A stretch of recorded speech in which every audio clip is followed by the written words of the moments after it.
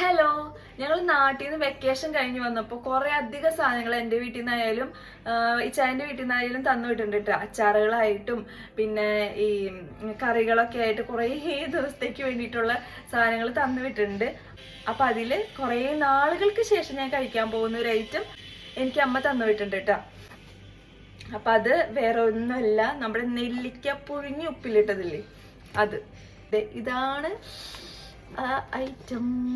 ചെറുപ്പത്തിലൊക്കെ എനിക്ക് അമ്മ പുഴുങ്ങിയിട്ടായിരുന്നു ഉപ്പിലിട്ട് ഇങ്ങനെ കാന്താരി മുളകും ഇങ്ങനെയൊക്കെ ആയിട്ട് തന്നു വിട്ടിട്ടുണ്ടായിരുന്നത്. ഇപ്പം തന്നെ വായിൽ വെള്ളം ഓറാണ്.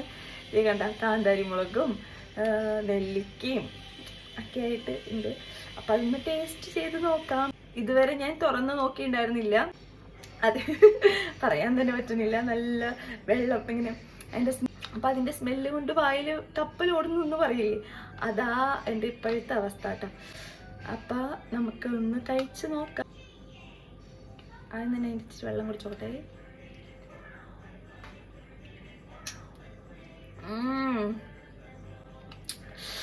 ഓ സൂപ്പർ. ഞാൻ അതൊരെണ്ണെടുത്ത് കഴിച്ച് നോക്കട്ടെ.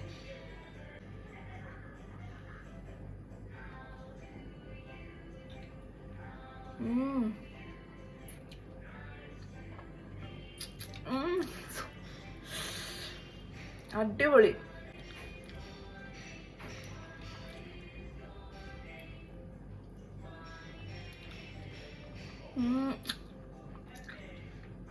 ഈ പുഴുങ്ങാതെ ഉപ്പിലിടുന്നതിന് വേറൊരു ടേസ്റ്റാണ്, നല്ല ടേസ്റ്റാണ്. പിന്നെ പുഴുങ്ങിയിട്ട് ഉപ്പിലിടുന്നതിന് വേറൊരു ടേസ്റ്റാണ്. കുറേ നാളുകൾക്ക് ശേഷം നമുക്ക് പഴയ ആദ്യമൊക്കെ എൻ്റെ ചെറുപ്പത്തിലൊക്കെ ഞാൻ നേരത്തെ പറഞ്ഞില്ലേ പുഴുങ്ങിയിട്ടായിരുന്നു ഉപ്പിലിട്ടുകൊണ്ടിരുന്നത്. പിന്നെ അത് കഴിഞ്ഞിട്ടാണ് പുഴുങ്ങാതെ ഉപ്പിലിടുന്ന ഒരു ട്രെൻഡ് ഇറങ്ങിയത് കേട്ടോ.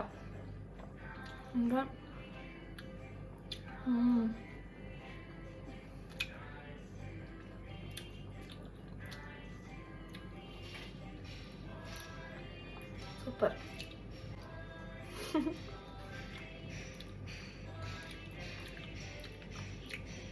അമ്മ സൂപ്പർ സൂപ്പർ.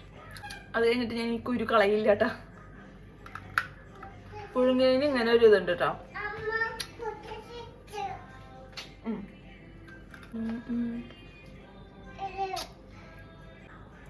അതിൻ്റെ നീരൊക്കെ ഇറക്കിയിട്ട് തുപ്പിക്കളയാണ് ഞാൻ ചെയ്യാറ്. ഇല്ല, ആ കുരുവിനെ പെല്ലും ഞാൻ വെറുതെ വിടില്ല.